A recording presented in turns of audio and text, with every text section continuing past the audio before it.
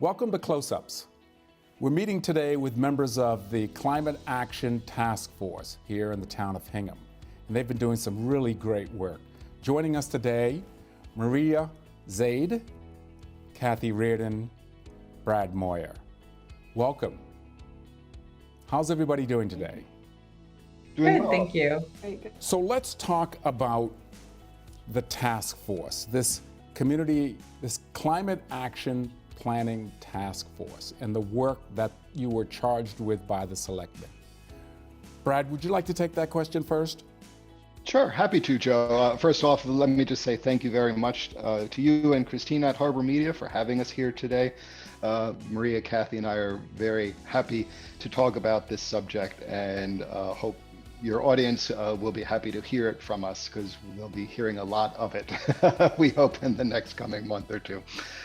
So the Climate Action Planning Task Force was an outgrowth of work originally started by Hingham's Energy Action Committee back in 2019, where that body had planned to take a warrant article to town meeting setting forth the creation of a climate action planning task force for the town of Hingham. The selectmen were very much behind and supportive of the effort, but thought that that warrant article at the time was premature, because they had hoped that we would be able to socialize the concept more broadly throughout the town, but perhaps more importantly, also attach dollar figures behind it. Like I said, they were very supportive, and they wanted to make sure that we had scoped it out appropriately and would allocate dollars to bring this to bear. And so following that, the Hingham Energy Action Committee withdrew the warrant article, and this Climate Action Planning Task Force was formed to accomplish those goals.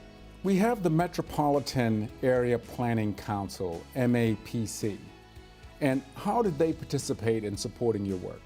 Sure. So the MAPC is a group that's based in Boston that provides multiple layers of support to regional towns that surround the Boston area, and Hingham is a member of that group.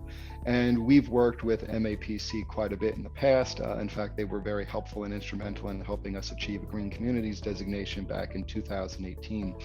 So when we set about for conducting this planning and scoping work, it seemed natural to ask them to assist us, and town administration in Hingham was kind enough to allocate some of their remaining budget to fund MAPC's efforts.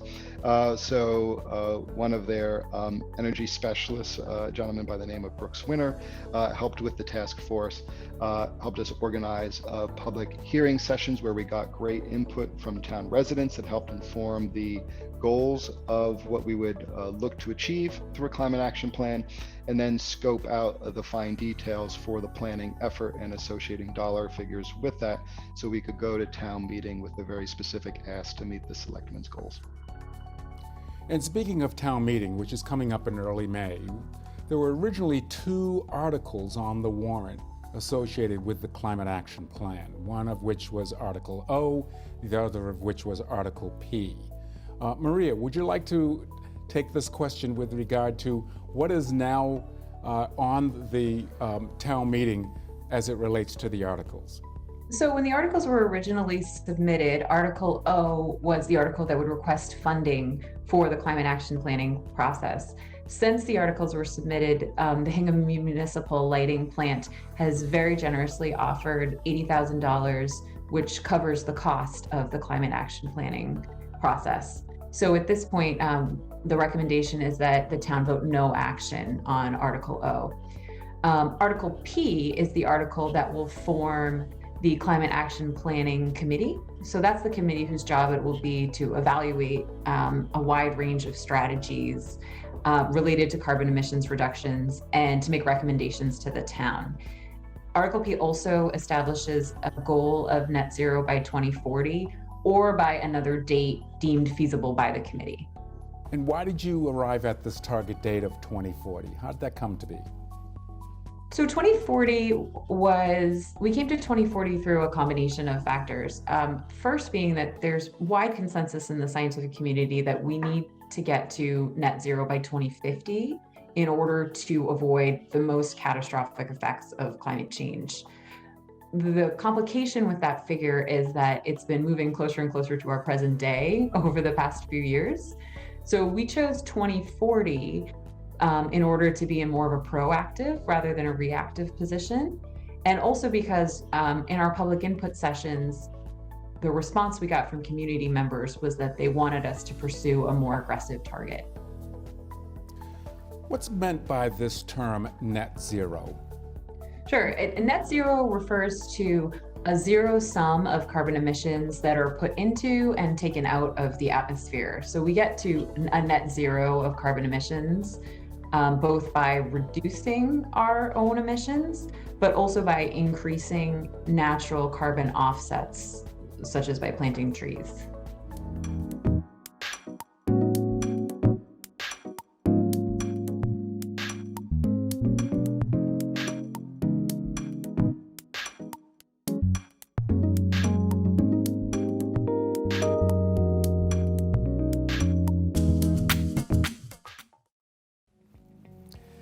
And Kathy, let's talk about the Climate Action Planning Committee itself and how this committee came to operate. Well, the planning committee obviously will be set up under Article P, authorized under Article P. And the purpose of the planning committee is to represent as wide as possible a range of interests and responsibilities across municipal, commercial, and residential areas of town, so that the ultimate plan will really be representative. The committee will be chaired, according to the article, the committee will be chaired by a member of the Energy Action Committee, which of course, as Brad told you, was the origin of this process in the first place. And it will be supported by consultant services. The town will do an RFP process, and the Hingham Light Municipal Light Plant has, as we said, very generously agreed to help to support this effort at a cost of $80,000. And assuming that Article P passes at town meeting, how will our citizens here in Hingham be able to support and participate going forward? Well, perhaps first I could just tell you, give you the quick list of who will be participating in this on the committee, the representatives on the committee.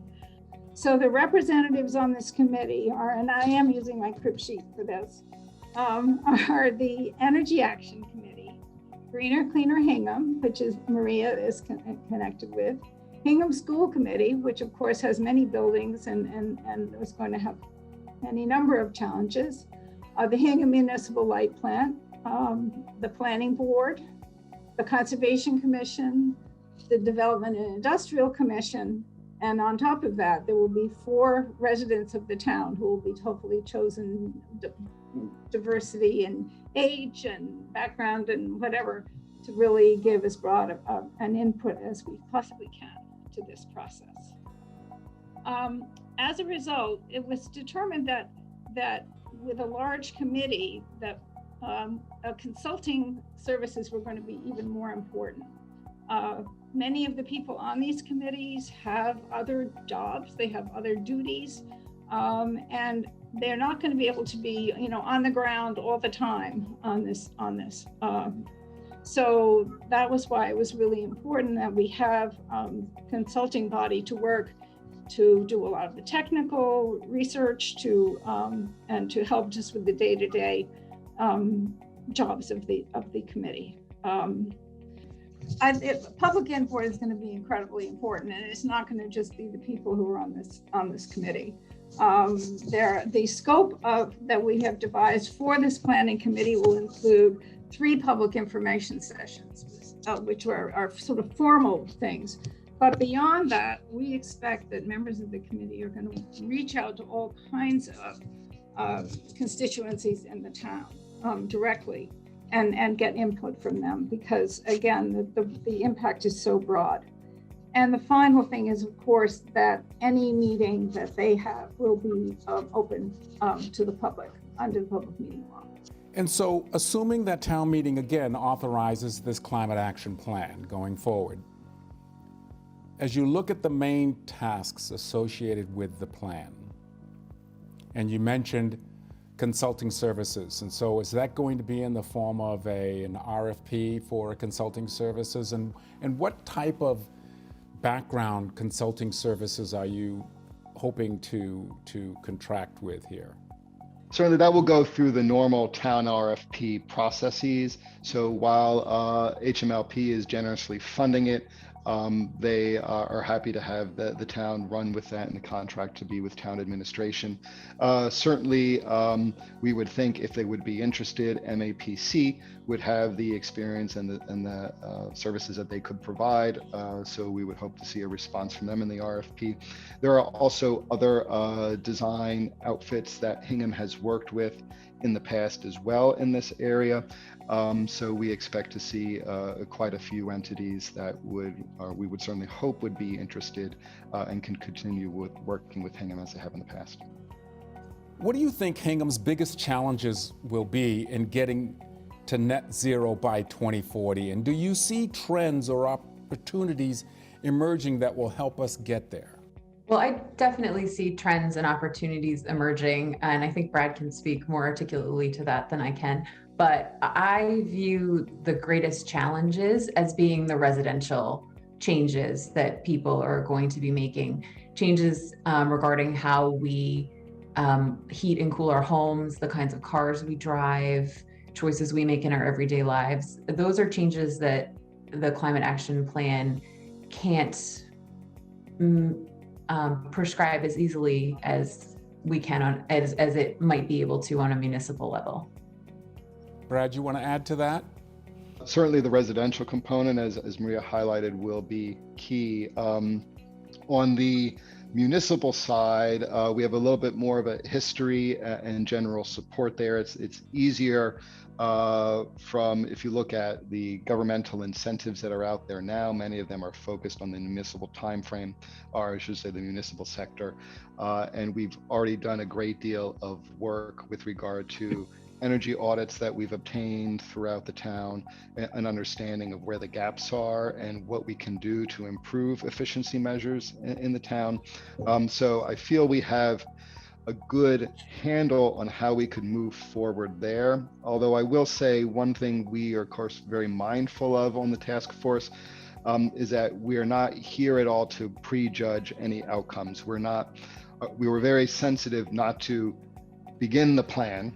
We're here right now teeing up how that plan can be produced. And as Kathy was noting, instrumental in this is to get as much involvement from the town as possible, so that when we do come out with something that has all of these possible steps to take and will require some behavioral changes and have behavioral impacts, that it's not a surprise to anyone, and that it's something that everyone is aware of and on board with adopting.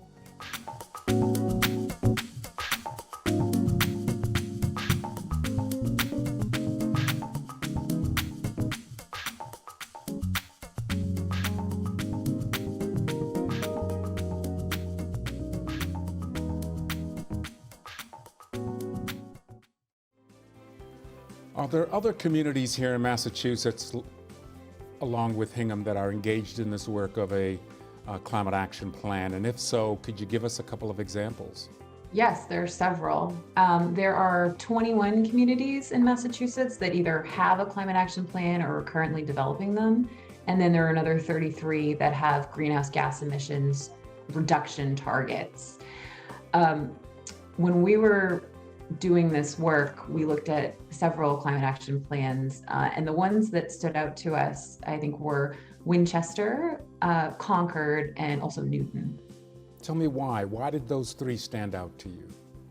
I remember Newton's plan specifically because they had very clear benchmarks of what needed to be achieved at what point in time. It didn't just simply say reductions by this date. They let out a clear, they established a clear path with measuring points of how they were going to get there. The one thing we also looked at was communities that had municipal light plants, because they are so much more,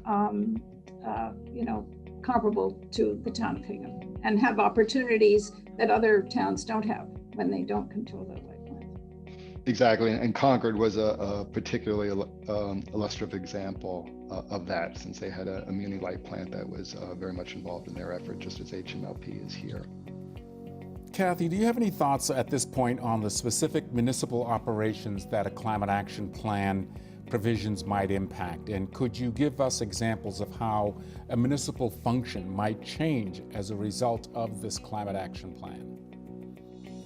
Well, I think the most important aspect of this plan across all municipal functions is that greener energy concerns are integrated into every single municipal decision. Because if we don't do that, we're just going to be piecemeal here and there. And this was something that I noticed being specified in other town plans, that was extremely important. So that really sort of overtops the all of it. Beyond that, I would say the most likely municipal impacts are on town infrastructure, building construction, maintenance, and operation, and also on municipal buildings and municipal vehicles and their use as well. So I think those are the big areas where there's going to be impact, and there's going to be work for municipal departments to adjust and to make changes. So we talked about the municipal functions. What might be some of the day-to-day activities that would impact our Hingham residents as a result of this climate action plan? Can you think of a few examples there? Yeah, Joe, I'm happy to jump in on that one. I think the point that I would want to stress most here is that often when we hear of activities, that require behavioral changes, they're automatically assumed to be negative. Like, oh, climate action plan is going to come out. It's going to be costly. It's going to cause me to do things that I don't want to do. And I would highly encourage individuals to not fall into that trap, because there are a lot of benefits that could come from this. So one of the things that we have looked for in our process, and that we would hope to stress to the planning body that would overtake this effort, is to focus on behavioral incentives.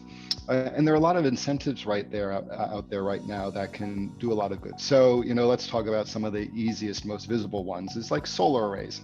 So you can see, okay, solar arrays, I can actually get, very cheap electricity. And if it's a nice sunny day and I have a good sizable roof, I'm actually going to create more energy than I'm consuming, and I can sell that back to the town. I can actually earn money on my solar arrays. HMLP has adopted very generous solar subsidies to help encourage the adoption in the town. So you might think, I'm going to have to incur this cost, and I'm going to have these big solar panels on my roof.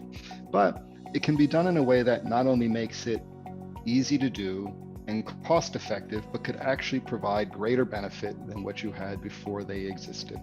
There are going to be other behavioral changes that, may cause some issues at first, but then become second nature. I think of recycling. When recycling was first perhaps adopted, people are like, am I going to have to separate garbage or so forth? We've had that now in town for years and years and years. It's second nature. I do it without even thinking about it. It's just part of my day-to-day routine and doesn't bother me or challenge me at all anymore. So we're going to have some of those types of behavioral changes that we would introduce, or a planning process could introduce, when we think about like updates to our home or new construction or things like that. We should think of a matter, of course, of better insulation, LED lighting, which, I'd be shocked if everyone doesn't have LED lighting in their home right now, So these are the kinds of things that we would hope a planning process would focus on, so it's not seen as just a burden, one more thing to do, but really it's the benefits that are emphasized and the ease of adoption that is focused on. And I would say too that regardless of what we do, change is coming. So we hope that this plan will put us in the best position facing those changes and give us the best opportunities.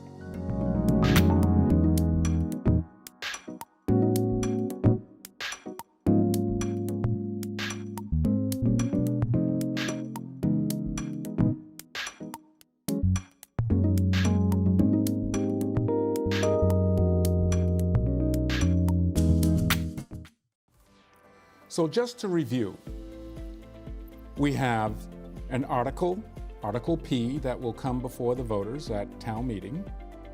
And once approved, if approved, the committee will then be constituted. And this committee will represent a cross-section of our municipal departments, as well as citizens that have been appointed. But in addition to that, you're also planning to hold a number of public meetings wherein our residents can become not only informed, but perhaps given an opportunity to give some feedback and become engaged in this work by the committee. So, final thoughts.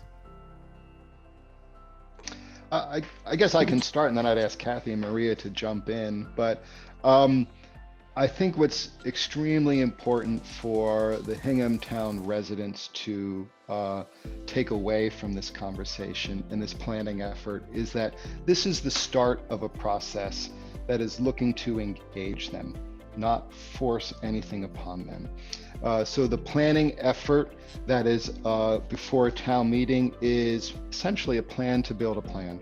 And any outcome of that effort will work its way through the normal channels for citizen engagement, citizen view, and citizen approval. So if there is something the plan asks that would require a town meeting vote, it will go back to town meeting. If it's something that's going to need planning board review, the planning board will review it. And every step of the way, it'll be open, public, and transparent, and inviting for all citizens to have a say and have their views be heard, because this can only work if we're all working together for it. Final thoughts, Maria? Well, I would say that this is a plan that just makes good sense, having this plan. It's going to include cost-benefit analyses of various strategies that we will be able to choose from. And as I said earlier, the change is coming. It's up to us to be prepared and be in the best position. We want to be proactive rather than reactive. I also think that a lot of the aspects that draw people to Hingham, the gorgeous natural features, the peaceful nature, will be amplified by this plan. Final thoughts, Kathy? Well, I guess I'm thinking about this planning process. I think we will consider it a success if we have done what I've sort of touched on before, which is to integrate this concern, our concern for the climate, our goal to live in a town that has cleaner air, less noise, more greenery, if we can integrate those values into everything that we do, then we have a good chance of success. And that's what I think the purpose of this plan should be, is to put it everywhere, so that it's just part of our lives and it's part of our thinking. Well, I want to thank you all for taking this time with us to talk about this important work that you've already put a lot of effort into. Good luck at the upcoming town meeting. I have a feeling that this is going to get the support that it so richly deserves. Thank you very much, Maria Zade. Thank you, Kathy Reardon, and thank you, Brad Moyer. Thank you, Joe. Really appreciate the opportunity to speak with you today. Thank you. Yes, thank you. Thank you.